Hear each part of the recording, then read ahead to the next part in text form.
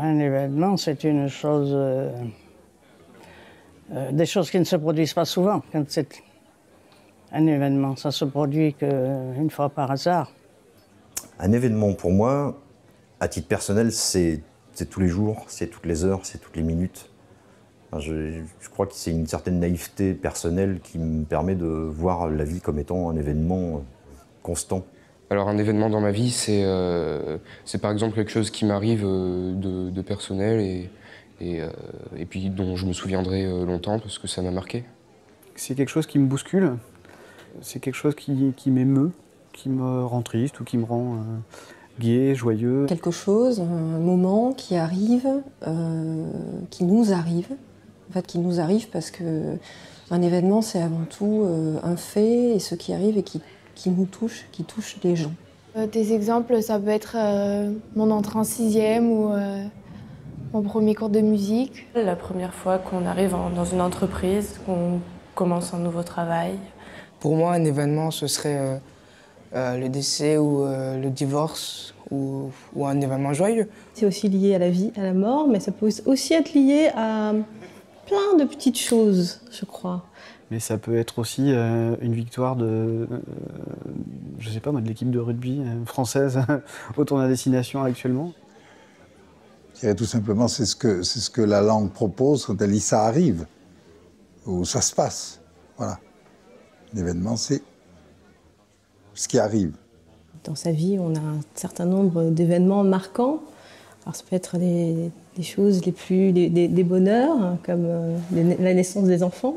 Ben, pour moi, c'est un événement d'avoir un enfant, non? Je vais être papa dans moins d'un mois et je pense que ça, c'est un événement personnel.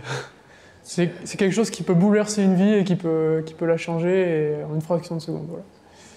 Ça sert à grandir quand on est plus jeune, puis à découvrir plus tard. C'est quelque chose qui change notre vie un peu.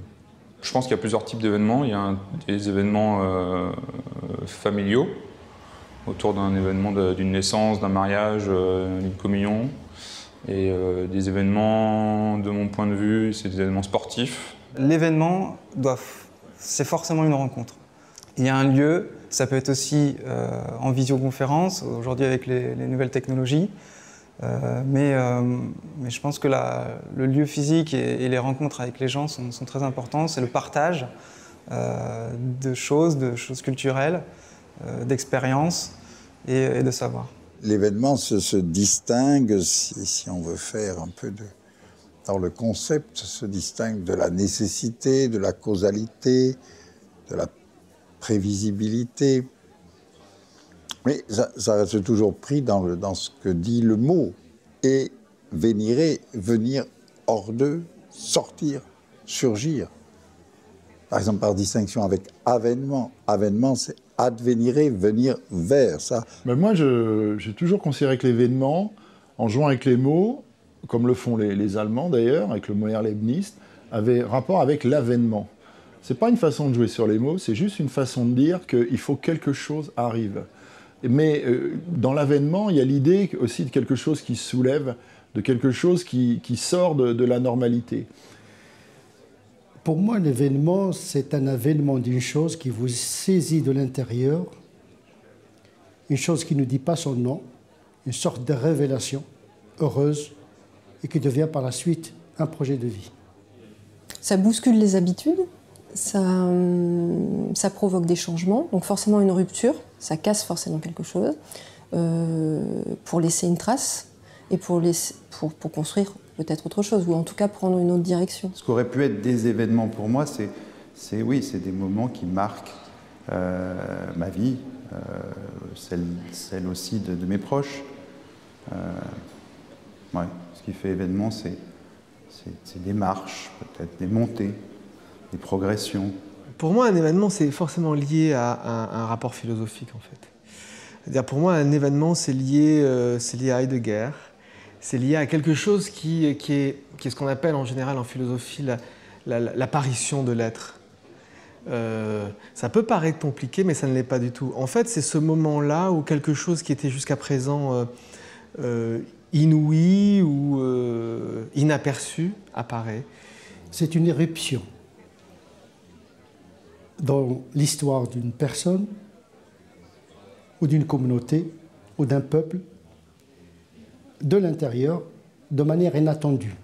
Un événement fait date, c'est-à-dire que c'est quelque chose qui marque l'expérience, qui marque la vie de l'individu, de la personne, individuellement et ou collectivement, on va dire plutôt collectivement, mais il y a aussi des événements personnels. Il y a toujours un avant et un après.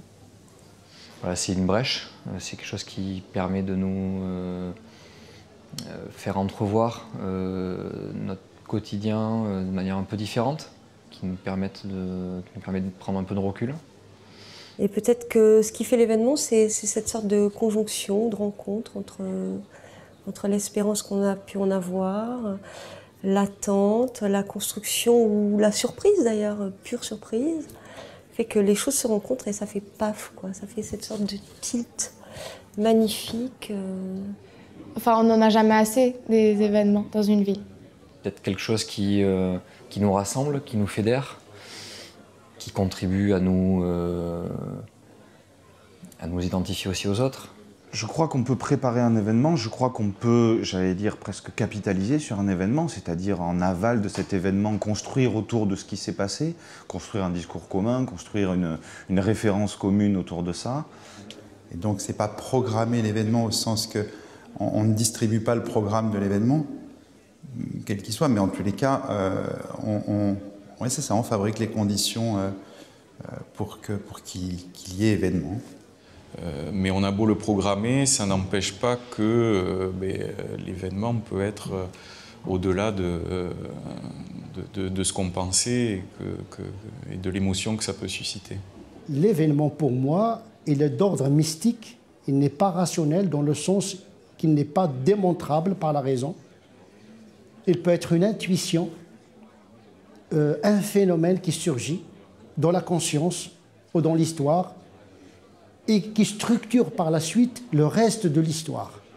La question qui se pose, c'est est-ce que c'est reproductible et est-ce qu'on peut s'y attendre? Moi, je serais plutôt sur la notion de surprise, d'inattendu, et donc de fait de non reproductible. On voudrait que les événements arrivent par eux-mêmes.